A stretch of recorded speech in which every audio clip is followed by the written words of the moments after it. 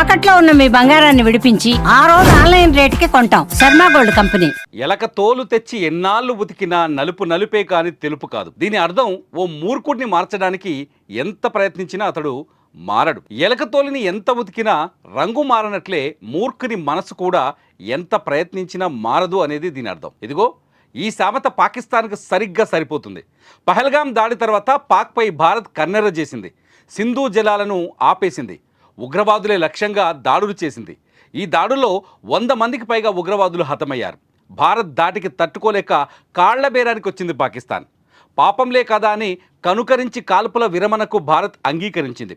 భారత్తో యుద్ధం వేళ సొంత ప్రజలు సైతం పాక్ ప్రభుత్వంపై తిరగబడ్డారు. అయితే ఇంత జరిగినా పాకిస్తాన్లో ఎలాంటి మార్పు రాలేదు.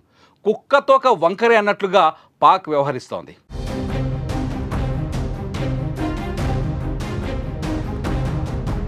ఓ పక్క ఉగ్రవాదులతో తమ ప్రభుత్వానికి ఎలాంటి సంబంధం లేదని నంగనాచి కబుర్లు చెబుతూనే ఉగ్రవాదులకు షేక్ హ్యాండ్ ఇస్తుంది పాకిస్తాన్ ప్రభుత్వం.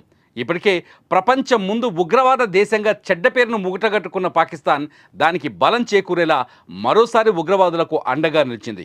ఆపరేషన్ సింధూర్లో భాగంగా ధ్వంసమైన ఉగ్రవాద స్థావరాల పునర్నిర్మాణం చేసే బాధ్యతను తన భుజాలకు ఎత్తుకుంది పాకిస్తాన్ ప్రభుత్వం. ప్రభుత్వ నిధులతోనే జైషే మహమ్మద్ ఉగ్ర స్థావరం పునర్నిర్మాణం చేపడతామని పాకిస్తాన్ మంత్రి రానా తన్వీర్ హుస్సేన్ స్వయంగా వెల్లడించారు. మరోపక్క భారత్ ఆపరేషన్లో భాగంగా ధ్వంసమైన మసీద్ మర్కజ్ తైబా పునర్నిర్మాణం జరుగుతుంది.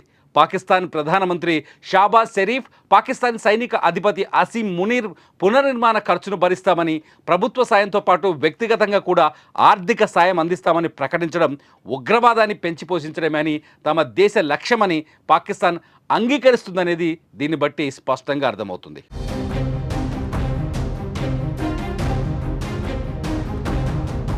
మరోపక్క ఇప్పటికే ప్రపంచ దేశాల ముందు పాకిస్తాన్ పరువు పోగొట్టుకుంది. ఆపరేషన్ సింధూర్లో చనిపోయిన ఉగ్రవాదుల అంత్యక్రియలో పాల్గొనడంపై ప్రపంచ దేశాలు మండిపడుతున్నాయి. అంతేకాదు ఆపరేషన్ సింధూర్లో మరణించిన ఉగ్రవాదులకు పాక్ ప్రభుత్వం ఒక్కొక్కరికి ₹1 కోటి పరిహారాన్ని కూడా ప్రకటించింది. ఈ లెక్కన ఉగ్రవాది మసూద్ అజార్ కుటుంబానికి 14 కోట్ల పరిహారం అందనుంది. ఒక పక్క తమకు ఉగ్రవాదంతో ఎలాంటి సంబంధం లేదంటూనే పాక్ వారికి వెనక నుండి సహాయం చేస్తుండడం పట్ల విమర్శలు వెల్లువెత్తుతున్నాయి.